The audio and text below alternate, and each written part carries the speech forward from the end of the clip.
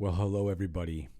Good evening, and welcome to episode number 7 of That's a Good Cup of Coffee, the podcast, with your host, me, Joey Drex, and across the wooden round table to my right, the wonderful Rosalie Sheehan. Hello, Rosalie. Hi, Joey. How are you? I'm good. How are you?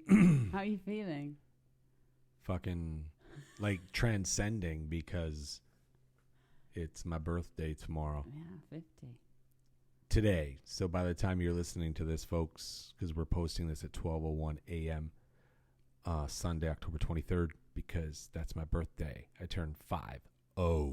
Happy birthday, Joey. 50. Thank you so much, Rosalie. Listen, you've made this weekend so far very wonderful. Thank you for the little surprises, linking me up with my favorite people, some of my favorite people. There's many favorite people, but these two young men are special to me. Paul and Jason came into my life at a pivotal time, and got to see them today. And Jason's lovely wife, Gemma, that you got to meet. Isn't she lovely? She's wonderful. Fuck. I adore good her. people. Just good people, right? Yeah. So today's been a great day, and but instead of having a party tonight, I decided that this podcast was more important. It's not like I sacrificed anything. My God, we're having this. I don't know. There's just surprises coming today, and Yeah. I have no idea. But next week, I'll let you guys know what happens. For those of you who follow me on social media, you'll probably see some of the adventures unravel throughout the next couple of days. But I'm excited about it. I'm grateful. But turning 50 has been a journey for me. It's been crazy. When I turned 40, 39 to 40, I didn't pay attention to my lessons that I possibly learned in my 30s, and maybe I didn't learn. But I'll tell you what, I really paid attention to my lessons in my 40s. And I've been sharing some of them on my TikToks, and it's wild to think back over the last 10 years and how fast they went. My 40th birthday party, I remember that like it was yesterday. 10 years ago. 10 fucking years ago. That's how fast it goes. It's literally like the blink of an eye. So, but I'm excited about turning 50. Lessons live, lessons learn. In my 40s, I learned great loss, but I learned great victory. Great fucking victory. And that victory came from my work, my effort, my sacrifice. I fucking did it. And I'm so proud of myself for getting through it. Good. And then, I feel like my 50s are going to be an incredible decade. And I'm going to enjoy every single day of it. I'm excited about what's happening in my life personally as I turn 50. The irony of the podcast tonight, episode 7, my father's lucky number. Doing it on my birthday, turning 50. Everything that's happening in my life. Let me fucking tell everybody right now. Manifestation is real. It is real. When you really want something and you wake up every fucking day and you go after it and you're manifesting it, it's coming. And for me, it's here. And I'm fucking pumped. So pumped that I had to put my hood up tonight. The OG. Honestly, I just didn't like my hair. So I'm like, fuck it. That's just honest. I'm not trying to be gangster. I'm not trying to be badass as I turn 50. I just don't like my hair. I tried everything. You saw me. I went and put water on it, fucking curl cream. It's like, listen, I got flow and I love it. And I had flow when I was, 15, 16, 17, 18. But back then, it was like a mullet, feather on the top, long at the back, really tidy around the ears, like no sideburns. Like you're just zipped back and flowing in the back, baby. It's basically business at the front, party at the back. And I totally was. But when I decided to grow my hair back was after my father died, about a year after. So he died in 15, and then I started to grow it out. I probably went for my last haircut for the next 2 years in 2016. Then I didn't get my haircut until 2018. Wow. Literally. But my flow grew differently this time.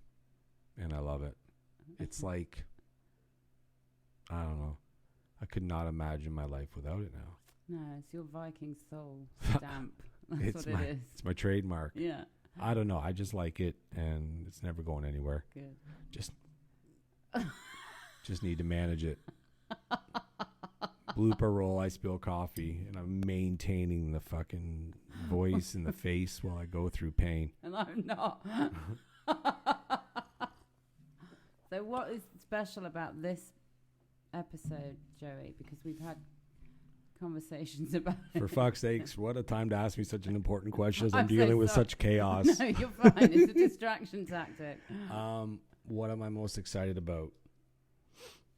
Dabbing this coffee with my sleeve right now before it ruins the vintage art on this beautiful art table that's so important to me because it's part of my journey. This happened in the 40s. Yeah. Right? 44 years old, this table began. Many people came into my life and drew on this table. I love that. People Right? have left a mark on Yeah. my life. My People do children, friends, visitors, guests, people that came into my life briefly but made an impact. It's good. I like it. I want to finish it though, like put something over top of it so it doesn't ruin. Yeah. Because it really matters to me. But this podcast is a heavy one. It is. We decided to do this tonight, release it on my birthday, because I want. Listen, we're receiving positive feedback. You see the reviews. Yeah. You see the inbox. Mm-hmm. I mean, not from people we know either. Not our friends and family. These are people that are saying thank you, reaching out, saying I can relate, reaching out, saying wonderful things. So we're very grateful for that, you know?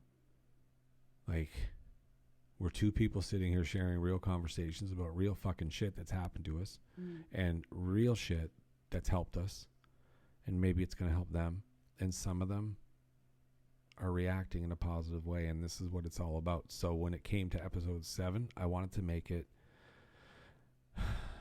like a tipping point one. It's a big subject. It's not. It's a heavy subject. It's a heavy subject, is putting it very mildly. As you can see, folks, we have the crisis lines on our blackboard, and so thank you for doing that, Rosalie. No, yeah, that's no problem. And I just want to point out they're all free. So you can call them for free. Yeah, totally. They're toll free. And listen, I have known people personally at many of these helplines, kids helplines specifically, back when I was doing my schoolwork, and these people are wonderful, well trained. But you know, when they're on the phone with people, it's not like they're going through a script. They're real people with real feelings, and they're really there for you. So if anybody ever needs help with any crisis, those numbers are going to be there for the entire podcast. But anyways,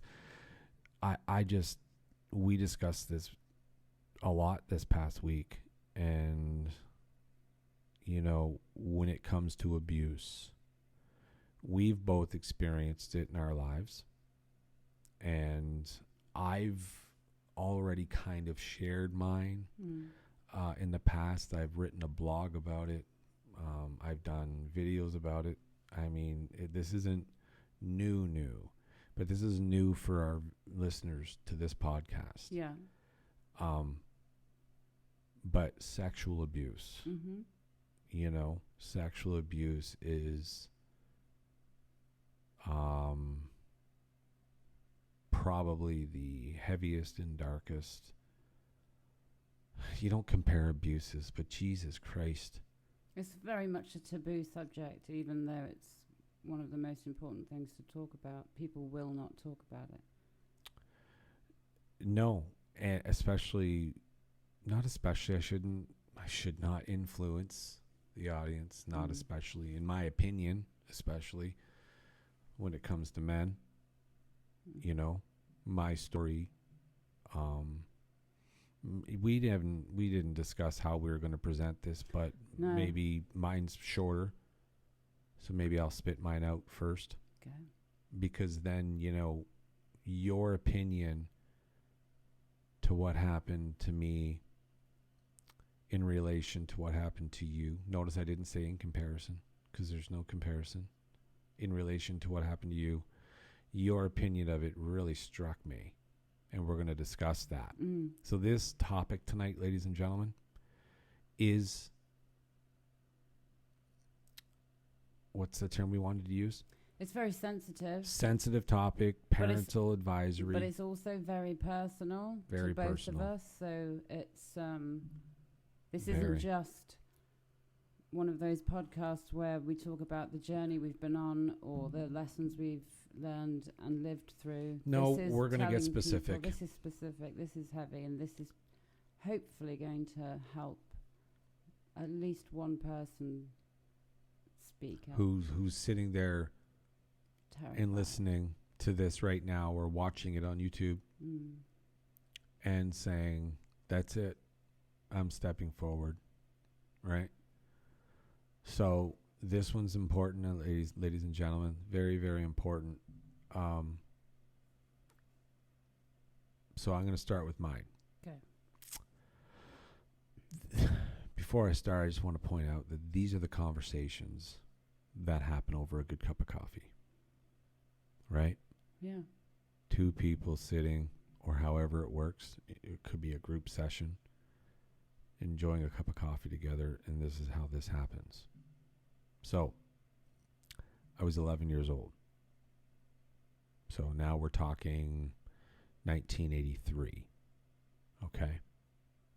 No internet yet. No nothing like that. I'm watching Flintstones in the morning. I'm going to school. After school, cartoons again, some homework, street hockey, dinner, bath, bed, repeat. That's it. Life of a kid. Hockey all the time. I was playing hockey, so mom and dad were taking me to the hockey rink all the time with my brother. But all of a sudden, I have to go to this babysitter's house now, before and after school. Okay, that's what we do. I had to ride my bike there in the morning, ride to school, ride my bike back, and then ride home. Anyhow, my experience with it, with what happened with me, was not, she didn't physically hurt me. She didn't physically force me. I've read enough about it. I've heard many stories about it, your story included. But what she did to me was she molded me. She groomed me. She took an 11-year-old boy who's fucking curious because he might have found his father's Playboy magazines in the closet one day. Back in the 80s, that's what you looked at when you were curious as a boy. So when this woman in her late 20s, who's my babysitter, phones me one night at home. Like, she phones me at home and she says, Joey, when you come in the morning, the door will be unlocked. I will be in bed. Just come into the bedroom and wake me up. I thought that was weird, but she was the adult. So I said, okay. So I rode my bike down in the morning. Diamondback BMX. Thank you to my older sister for that beautiful gift. It was a fucking awesome bike. Anyhow, you got to add humor, and this has been with me since I was 11, so I can add humor for myself now. That's not making making this funny at all, but you know what I mean. Yeah. So anyways, so I go in, door wasn't locked. I walked in, and I went to the back bedroom. I can still close my eyes, see myself in the hallway. The door was on the left, first door. I open it, and she was laying on top of her sheets, and she was naked. And she looked at me, and she said, well, what do you think?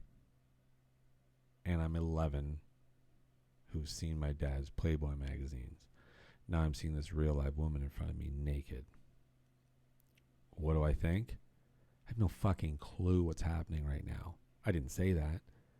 But I think I said, I don't know. Mm. And she said, come here. So she motioned me over. I guess in that moment, I could have chosen to say no and went away. But I motioned towards her, and she sort of grabbed my arm and brought me onto the bed.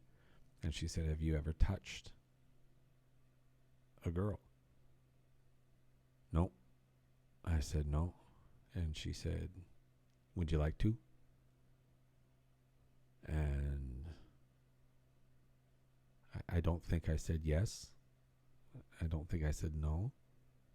I kind of looked, and then she grabbed my hand and she brought it to her. And that was the first time I touched a female breast. And she, not going to get too graphic. Fuck, I've probably gotten too graphic. But she guided me, right? She guided me. She taught me about a woman's body at 11 years old in a way that there's no fucking way I should have learned that way. Deep down, I knew it wasn't right. This went on for probably a year and a half. My memory is thinking I think it stopped before I was 13, but it may have been at 13, but it started at 11, because I never forget it. Because 11, I love turning 11. It's the one fucking birthday party I remember from Port Credit. But so this continued on for a while. But what she would do is she would manipulate me. She'd be like, if you do this to me, I'll buy you a sundae at McDonald's. She was fucking grooming me, man. So I recognize that now. It eventually stopped, but a lot of that stuff happened. I experienced, I want to say this though, there was no intercourse. It was like everything else. Doesn't make it right. Doesn't make it better. But when I look back now, what she did to my mind, I became a dad at 16. My eldest daughter's 33 years old. She's going to be 34 this November, and I'm turning 50 now, today. So I was 16 as a dad. I was thrust into this adult world, but I make no excuses. We've talked about this. I'm not blaming her. I have no idea where she is today. I don't know if she's alive or not. I never told anybody for the longest time. And then I debated telling my dad before he died, and I even talked to the priest about it, who was there with my father, and he advised against it. Okay, fine. That's what I needed to hear. God's saying don't do it. I don't need to do it. And I probably did the right thing. Why put that on his shoulders before he leaves us, right? Jesus. That probably could have been very selfish of me in a moment where I was maybe just screaming for help, right? But what happened with me, though, again, no physical pain, but she made me advanced. So at the age of 15, when the girls start coming into your life and you start flooding into theirs, and I've been through what I've been through, now I went through that mindset of I want that,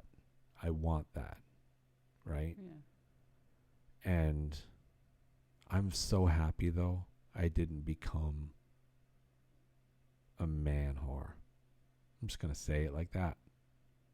Because I could have just easily, I'm so happy I didn't, because I don't support that lifestyle. Intimacy to me is so sacred. It's fuck. Topless beaches, they don't even do it for me. I think I was affected, man, because I feel like I don't want to see that right now, because don't I gotta earn that? You know, don't I have to buy a cup of tea first or something? Like, come on. But the way I view intimacy today, 100% was planted by what happened to me when I was 11. But it didn't control me. I exercised that demon. Do you recognize that as a demon? What was done to you? I do. She molded a young mind who was curious, and she took advantage of that. She completely took advantage of my innocence, my curiosity. She was gentle with me. Like, I experienced my first sexual pleasure with a fucking adult, like a when you were a child, late 20s woman when I was I think I was 12 when that happened. Fuck, right? So it did. It goofed me up for a little bit. Becoming a dad though, and back then in 1988 when Tiffany was born, back then, I'm not saying it's right or wrong, but boys, if they got a girl pregnant, they could just say fuck it, bye. You know, when I found out I was going to be a dad, I didn't do that. I said, okay, let's do this. Let's go tell her parents. Her parents kicked her out. That's not you doing the right thing because of what was done to you by someone else. That's you doing the right thing because you were raised properly. You can't attribute any of your positive attributes to what happened at the hands of someone else. She wasn't raised properly. Right. And her outlook on life was one of an abuser. She was an abuser. Full stop.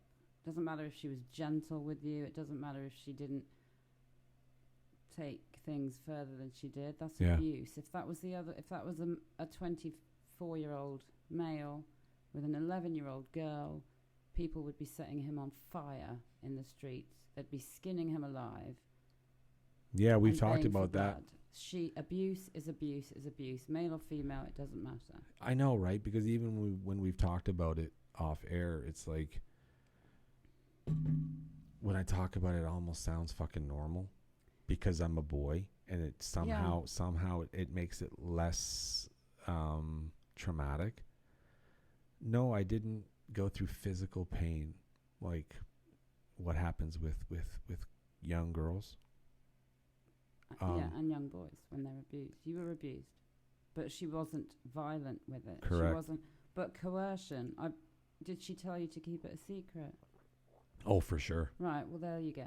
She was any time an adult says to a child, "This is our little secret," you know it's bad. You know it's not to be kept a secret. Everything from here to the bottom of your feet belongs to you. Well, I'll tell you what, too. I went through a time where I like what you said there. I wanted to say this before it left me, though, because I think it's really important. Two things. One, I'm okay. I want everybody to know I'm okay. I'm not feeling heavy oversharing this. I'm okay because I did something for myself that I worked very hard at doing, and that is I forgave her. I didn't need to go tell her because I don't know how to do that. I didn't need to do that. I did it within myself for me. And anybody who's been with me in my life could probably attest to the fact that I'm definitely a slow mover when it comes to intimacy because of many factors, and that being one of them. For sure.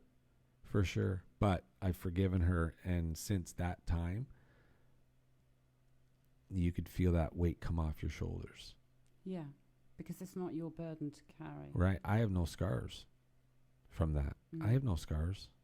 I don't. But I will share this. I haven't even told you this. But at one point in time, I was dating a girl. And when it came time to intimacy, because what I didn't say about my abuser was that I can still feel, I shouldn't say that. I can't still feel. But when I think about it, I can feel how cold her skin always was, Mm. and the goosebumps that she always got. And there was this one girl that happened. Skin felt the same, goosebumps. And we just ended up having a nice, kind cup of tea Mm. because I couldn't, because, wow, that really affected me. Mm. And that's when I knew. That was a long time ago. That was a long time ago. I was probably early, I don't know. I was divorced, so it's not important. A while back. Yeah. But it was key. It was a key moment because I recognized, oh my God, that I'm still affected by that, because I've never experienced anything like that before where it affected my physical side of things in life. Like that jolted me. It was like, pew, it was like a view back. I could see her. I could see her. Pale skin, cold, goosebumps. So in your mind, you've already equated her physicality to something that you didn't want at the time. Yeah, I guess so. Yeah. I guess so, for sure. Yeah, I've forgiven her, though. It's helped me immensely doing that. And I like talking about it because that's why we do this, so that somebody out there might think, that's it, I'm doing it. Because guess what, folks? It happened to me, and I'm okay. I got through it. I'm a good man. And no, nothing like that's going to affect me. I'm going to get up, I'm going to work hard, and I'm going to get up and do it again. I stay out of trouble. Nothing in my past holds me back anymore. It's all been exercised. What's happened to me in my 40s, the ultimate growth, the ultimate level of self-forgiveness, the ultimate level of understanding of everything that's happened to me in my past.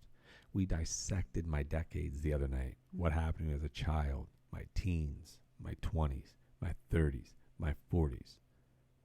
And I'm so excited to write the 50s.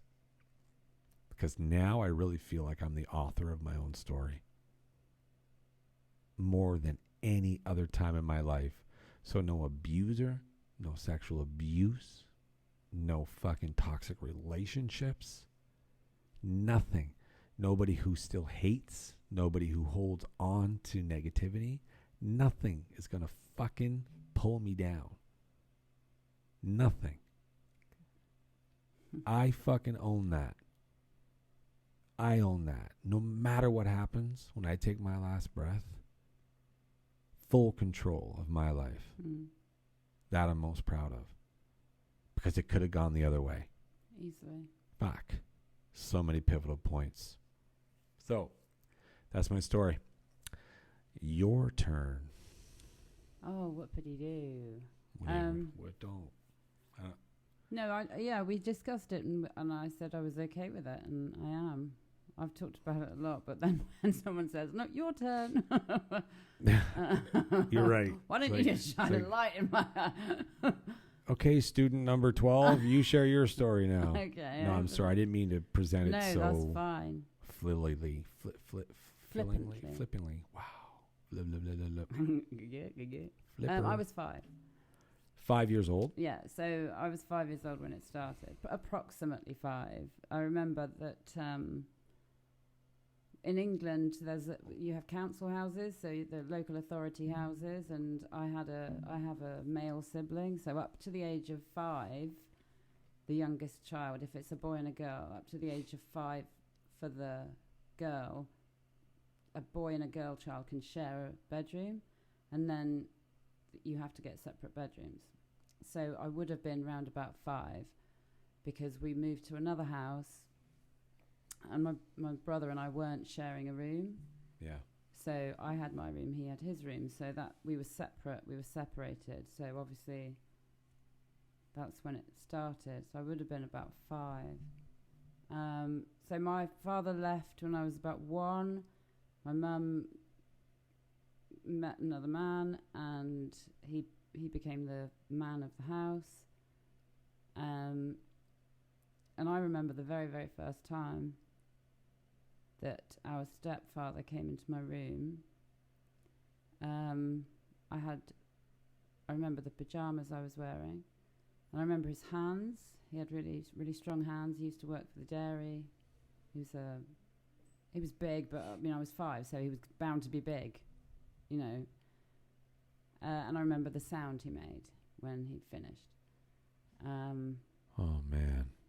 But yeah, so that went on for years, and there was a lot of, so different to your situation, whereas yours was more of a coercion and manipulation, almost like a bartering system that groomers use. You do this, I'll do this, blah blah blah. Mine was basically, I'm putting my hand over your mouth and I'm going to threaten you, and I'm just going to take what I want.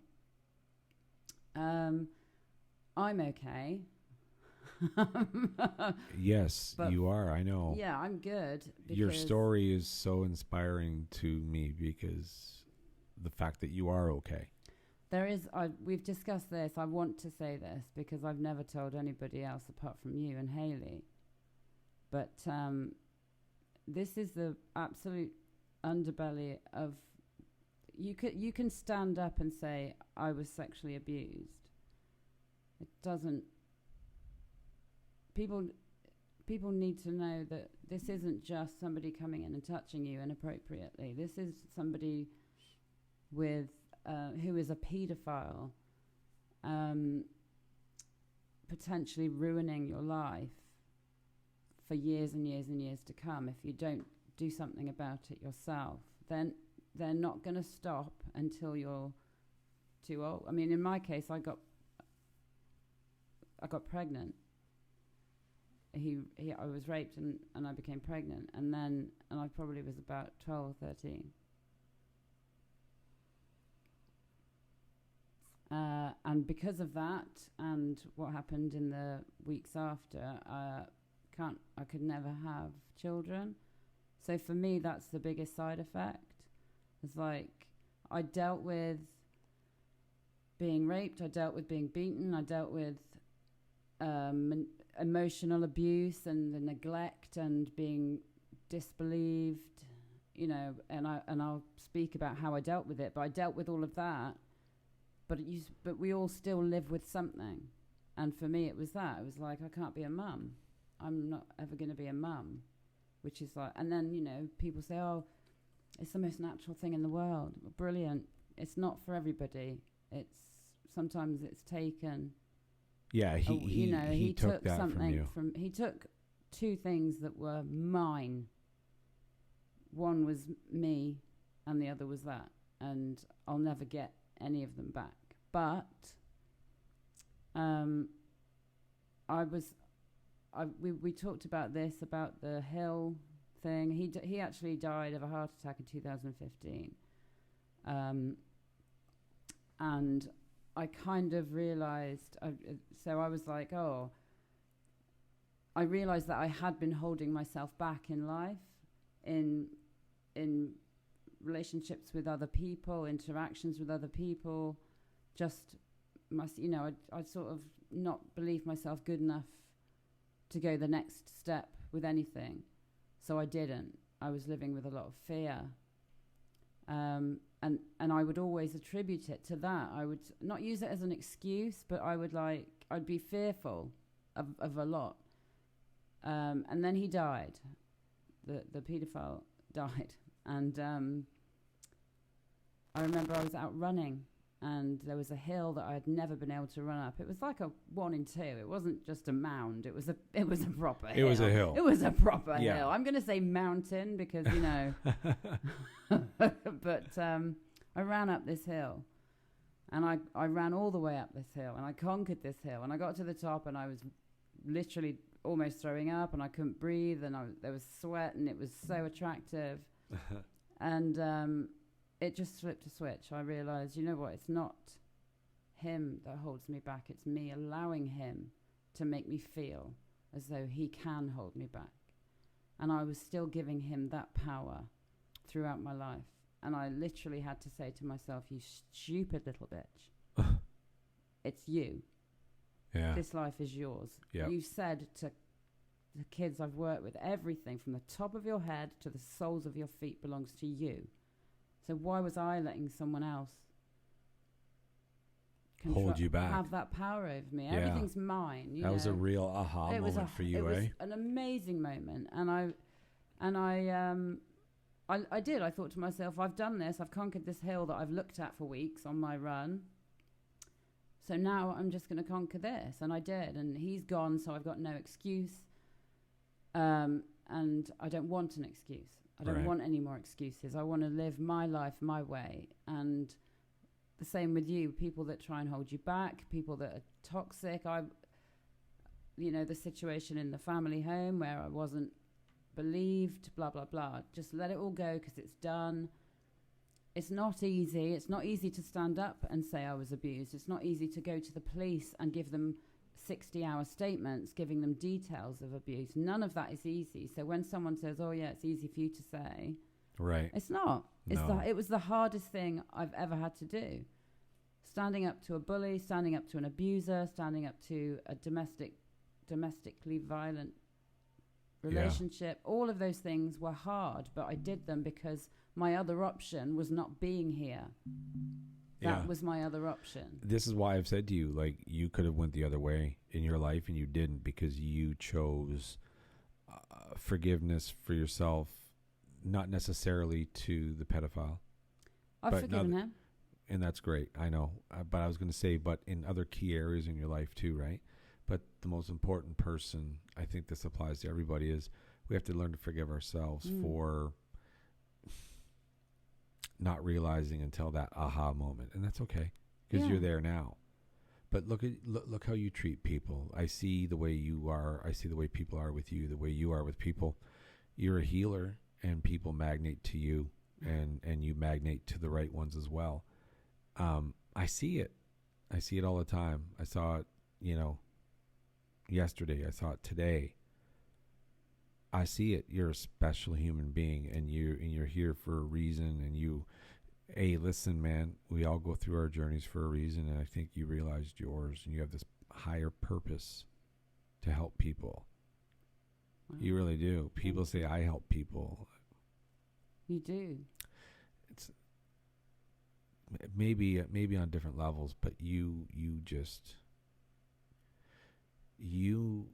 somehow help people to find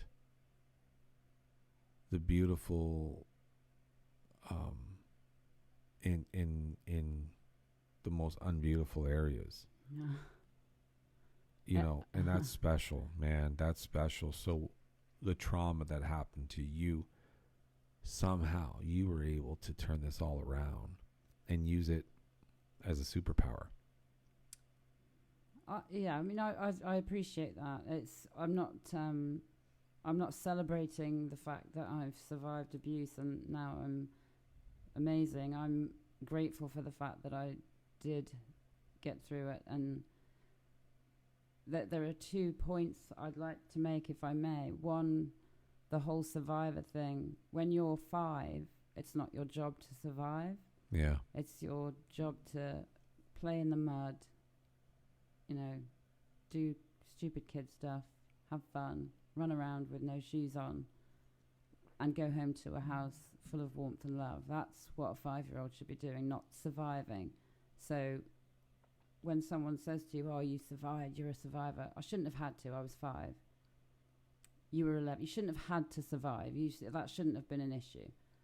And the other thing is, I've made massive errors of judgment in my life. I've made huge mistakes in my life. But I made those mistakes. I made those errors of judgment. But in my head, there is that thing where you are conditioned to think, this is what I deserve. Mm-hmm. I'm not good enough. Sure. We all go through those moments in our time where we get that mindset. Yeah.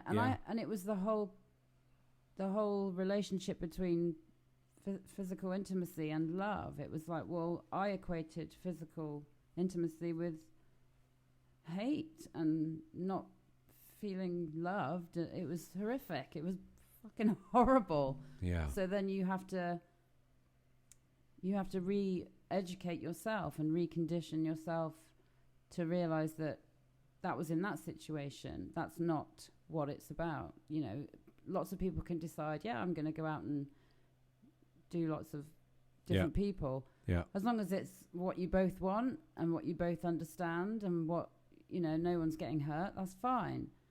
But that form of physical interaction with someone who is aggressive, abusive, violent, forceful, that's all wrong. That's all wrong. On any level, whether you're a child, whether you're an adult, you know, it's all wrong. So you have to people need to speak about it. Sorry, please do. May I intervene? Yes. You're better at staying where we are than I am. You just triggered something. I want to go back to part of my story. Yes. When I talked about, you know, when I got to high school, like, and then I saw the girls when I was 14, 15, and I wanted. Yeah. I don't mean that in a aggressive way. No. I was just introduced to sex early. But the beautiful thing about it, though, fucking mannerisms were instilled in me so deeply rooted that I could not be a player. There's no way. I've never been in my life. But you're saying you saw girls when you were 14, 15. There may be some girls disagreeing with my immediate statement right there where I said, I've never been a player in my life. What I'm referring to, you know, the people that are real players. Going for lunch with a different girl, dinner with a different girl, going to bed with a different girl. No, nothing ever made me feel that way. I just wanted to make sure that everybody at home understands that when I talked about me wanting, I didn't want people to think that in a negative way. Nobody would. And you've already... So you said you went to high school at 14, 15 and you saw girls and you wanted girls. Every boy... or every girl, if they like girls, or every whatever. I'm not doing that debate. I'm not talking. I'm just. Yeah. We're going to stick with simplicity this evening because everything else is far too complicated. But we got this. Yeah. So you, as a 14-year-old boy, you go to high school and see girls. Yes, that's normal. You want them. That's not because you were introduced to sex early. Your behavior as a 14, 15-year-old boy was normal. Her behavior as a 26-year-old babysitter in a position of trust was abnormal and did not influence the normal behavior of a 14, 15-year-old teenager going to high school and seeing girls who were going through the same thing. They're coming up from school, you know, it's tank tops and tight jeans now because I'm 14. Yeah. I'm not 13 anymore. I'm going to high school. So this is, you know, that's what teenagers do. And it's normal. Not a single one of them who are normal, well-behaved, you know, stable kids will go out and grab someone and take what they want without permission.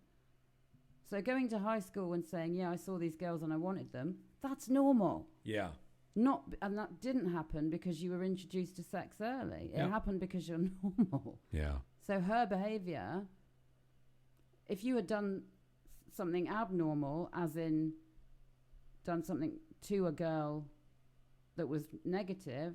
No, never. Well, there we go. Right. So, you know, you said, oh, I saw girls and wanted them because I was introduced to sex early. That's kind of, yeah. Because you're normal. Okay, fair enough. But my buddies who didn't know anything yet, while they were looking at the same girls... I already knew, like, what a girl feels like. Yeah. Some of my buddies did not experience that yet.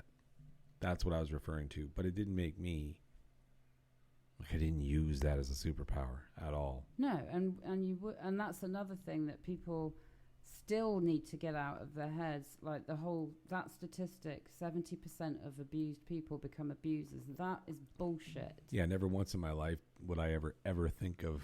The first thing you're asked if you report, I was abused is, or, you know, so they'll ask people who abuse other people, were you abused as a kid? It doesn't matter.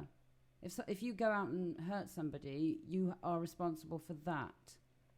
You know, you can't use that as an excuse. You can't use things that were done to you as an excuse to do bad to other people. And the same, we had this conversation about your abuser being a female, my abuser being a male. So there are some people that will be sniggering, oh, babysitter, that's amazing, lucky guy. No, that's abuse. That's sexual, coercive abuse. Yeah. If you were an 11-year-old girl with a 26-year-old male, he would be in prison or dead. Yep. So gender means nothing. It's abuse. Yeah. And it wasn't worse for me because I was 5. It was abuse. It's just abuse. I'm sorry. It's not about competition, but what you experienced was far worse. Yep. Because at 11, there was that curiosity. Yeah, but for curiosity. Me, no, totally different. That. Totally different. It's not like it doesn't make one abuser worse than the other. But for fuck's sakes, for a man to do that to a little girl, I have little girls. Okay? If I found out that a man did something like that to my little girl, I'm telling you right now, I have to stop myself from what I'm about to say. Yeah, you should. Because that's a natural and... That's the difference. Yeah. I don't think my mom and dad would think, if I would have went there at 11 and said, this is what's happening, I don't think they would be thinking the same things I'm thinking. As a parent, which obviously I can't speak as a parent, so, but I think they would be horrified. Yeah, yes, but fuck, for a man to walk into a room of a little girl. Yeah, it was bad. Yeah. It was awful. And but you've blossomed. I mean, you've bloomed. You've your because book. I always say it wrong. Wait, Daffodils in December. Yeah. Boom. Boom. Daffodils in December. If you're a reader out there, go to Amazon right now and order that book by Rosalie Sheehan. That's your story. Some of it. Some of it, yeah. Some of it's been left out. Some of it's been left out. Some of it's been had to change the names. Yeah, of course. But yeah, I mean, we did the whole thing. We went to the police. Yeah. As an historic abuse Can you case. share that? Can you share the outcome? Is that something you want to share? Yeah, I mean, this is the issue with historic cases, and the problem with current cases, if it's happening, it's generally happening to obviously to children. Child sex abuse happens to children. They're very unlikely to step forward. That's what needs to change. So when you get to an adult age and you do have the courage to step forward, there's no evidence. There's very little evidence. It's he said, she said, blah blah blah. But yeah, in the case of my abuser, we did statements, we went through everything, we discovered there was another another person, another child, so we don't know to this day who was involved. There could have been more. Well, there was a ring of there was another male relative who would take us to the houses and stuff, but he got a suspended sentence of 18 months and got that. I think that was it. But yeah, in the little town, I used to walk past him in the mornings after a night shift, and he would look at me like I was a piece of shit. Let's go back to that sentence for a second. That sentencing. 18 months suspended. Is that because there was years in between the abuse and then the trial? No, it was. Why the fuck? Judge said he's lost his home, he's lost his family, he's approaching 70-something. There doesn't seem to be any. I can't remember the word he used. Like they gave him. But there was no point in punishing him further. So they gave him compassion. Which I can understand from a human point of view, but it was. He admitted it as well. He pled guilty to multiple counts of rape, of sexual assault, of physical assault. Well, I guess that's good that he said I'm guilty. Yeah, so in that respect, yes, that was good. And that was kind of the final part of it, really. It was like, well, we've done it. We've done what we were supposed to do. But actually, I don't feel any different. Yeah. So it was up to me. It was up to me to stand up for myself, which I did. I stood up to him in the street in the only way I know how. I literally walked past him and I went and walked on. Swagger. That was swagger. I love it. I think he probably didn't even see me at the time, but never mind. Well, I love it because you just...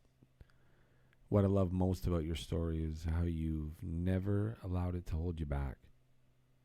I did. But time out with who you are, though. Just like me, right? Our true characters can't be cracked, can't be shifted. No matter what we're going through, we're going to be the same way with people around us. Kind, you're going to be kind to people. You're going to want to help people.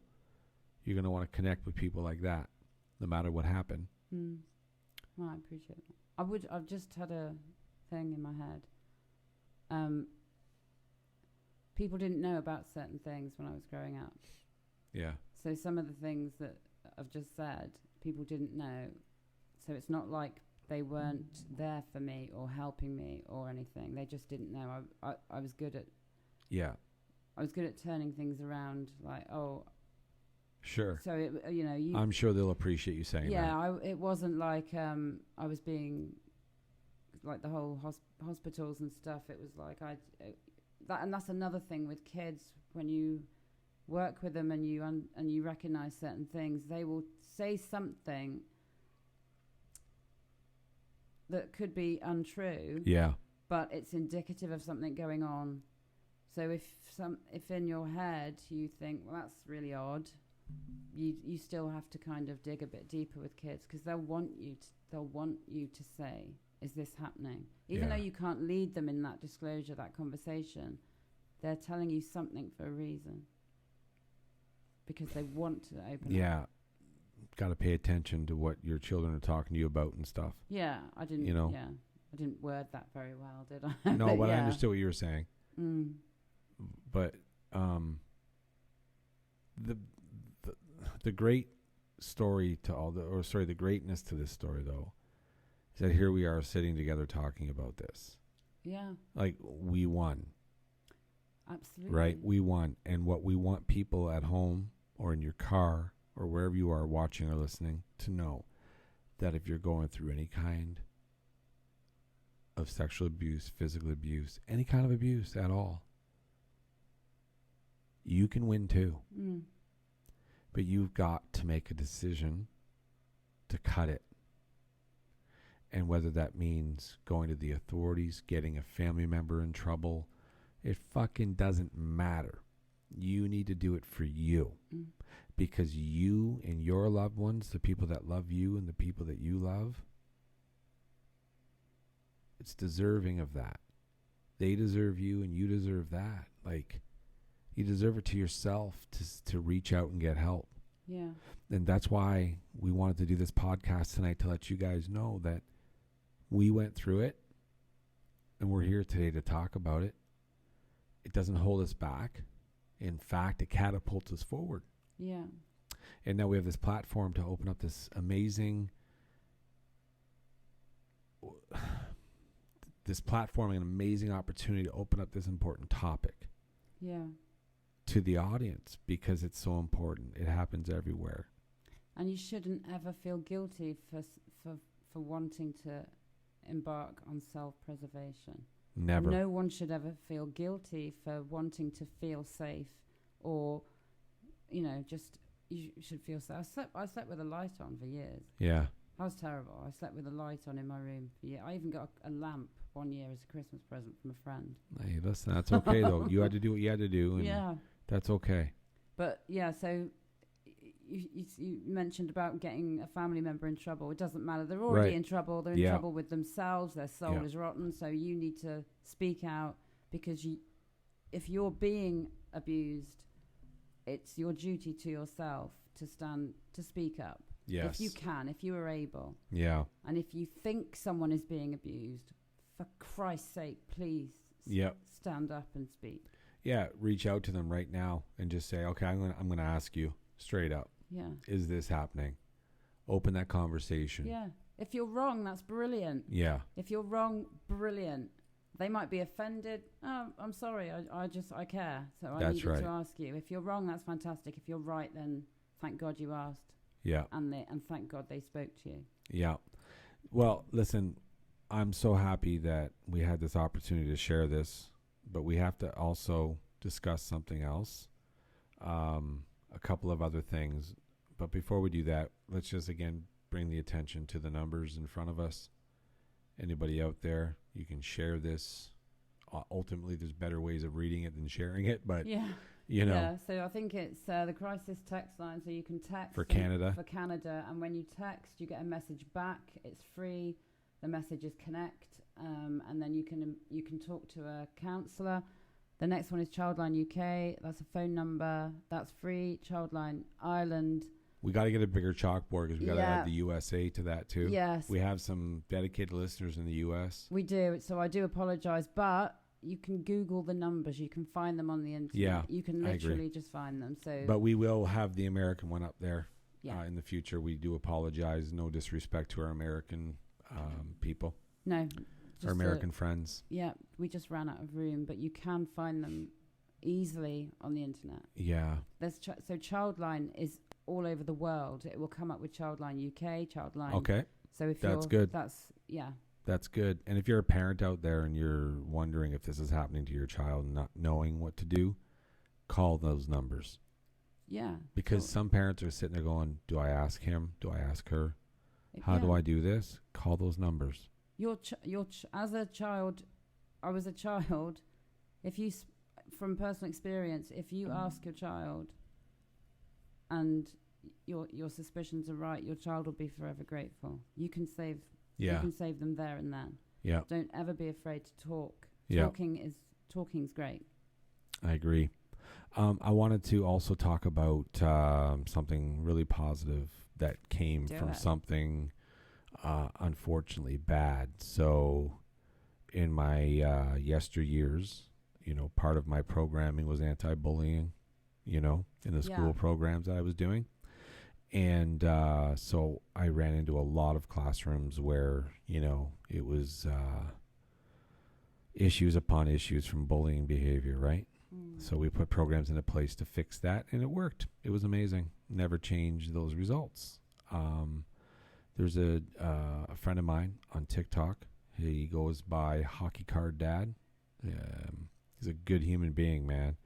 So through the community of hockey card collectors, I met this guy, Hockey Card Dad, and just like-minded, good guy, polite, courteous. We've done a couple trades. It's been fun. But he posted on TikTok the other day about a young boy named Winston out in Manitoba. He was at a bus stop waiting for the bus, and some older kids bullied him and took his entire hockey card collection. Like, gone, right? And if somebody took my entire hockey card collection, I'd be devastated, right? Imagine a 10-year-old boy. I think he's 10. I could be wrong, 10, 11.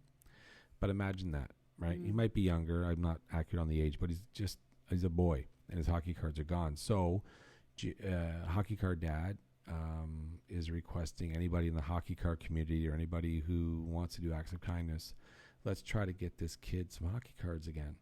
Hockey cards are not cheap. No. And all of his are gone now. So I'm going to join Jared in his quest to fill this boy's hockey card collection back up again. I'm going to send some cards out. I've got my grandson getting some of his cards ready. Spoke to my daughter's boyfriend tonight. He's going to get some cards ready. So we're going to put a little care package together and send it out to this young boy out in Manitoba. If anybody wants to get involved with that, you can message me, joeydrex@gmail.com, and I will give you the P.O. box for Manitoba. But let's do something good here. Let's make this kid smile again. He was pretty devastated. So I'm going to send out some cards. Going to throw a couple good ones in there too, Have you looked in there? But I'd be proud to help. So thank you to Hockey Card Dad for that. That's what it's all about. Acts of kindness make the biggest difference. I hope Upper Deck gets on board. OPG. I hope the hockey players. I hope the NHL players get on board with this. Make this kid just happy, man. Yeah. Do we know if he supports a particular team or? Toronto Maple Leafs. Oh, wait, sorry. The Winston, that's a good question. He lives in Manitoba, so that'd probably be the Winnipeg Jets. So some of those Winnipeg Jets players. Yeah. It would be nice if they reached out. Yeah, so if you're a Winnipeg Jet player right now, I don't know who they are. although I'm a diehard Bruins fan, please go help this kid. Yeah.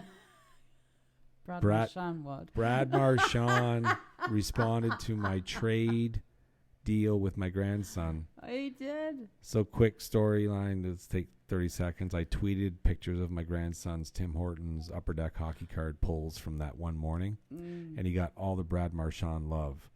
And so I tweeted that out, and Tim Hortons replied saying, I said, here's my grandson's pulls from this morning, but he will not trade his 63s, which is Brad Marchand, his 263s to his papa. Not even an Austin Matthews or Mitchell Marner would make this happen.